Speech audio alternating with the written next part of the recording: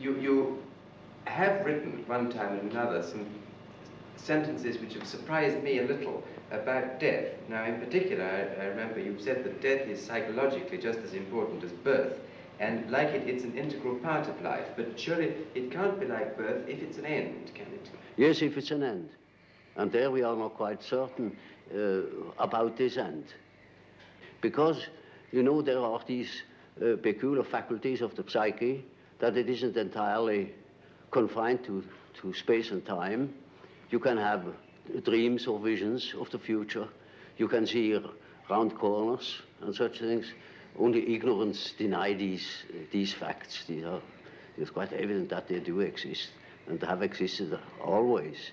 Now, these facts show that the psyche, in part at least, is not dependent upon these confinements. And then what? When the psyche is not under that obligation to live in time and space alone, and obviously it doesn't, then to that extent the psyche is not submitted to those laws. And that means a practical continuation of life, of a sort of psychical existence beyond time and space.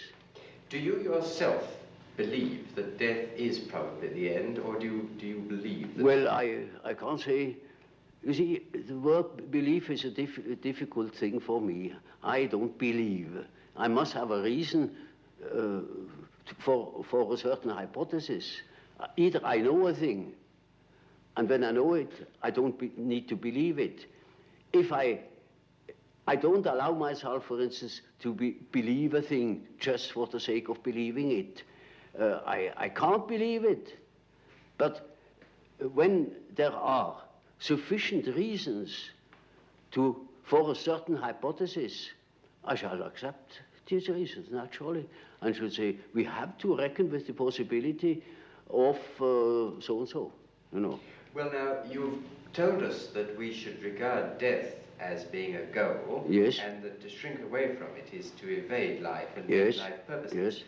What advice would you give to people in their later life to enable them to do this, when most of them must in fact believe that death is the end of everything? Well, you see, I have treated many old people, and it's quite interesting to watch what the unconscious is doing with the fact that it is apparently threatened with a complete end. It disregards it. Life behaves as if it were going on. And so I think it is better for old people to live on, to look forward to the next day, as if he had to spend centuries. And then he lives properly. But when he is afraid, when he doesn't look forward, he looks back, he petrifies, he gets stiff and he dies before his time. But when he is living on, looking forward to the great adventure that is ahead, then he lives. And that is about what the unconscious is intending to do. Of course, it's quite obvious that we are all going to die, and this is the sad finale of everything. But nevertheless, there is something in us that doesn't believe it, apparently. But this is merely a fact, a psychological fact. Doesn't mean to me that it proves something. It is simply so. For instance, I may not know why we need salt, but we prefer to eat salt too, because you feel better. And so when you think in a certain way, you may feel considerably better. And I think if you think along the lines of nature, then you think properly. And this leads me to the last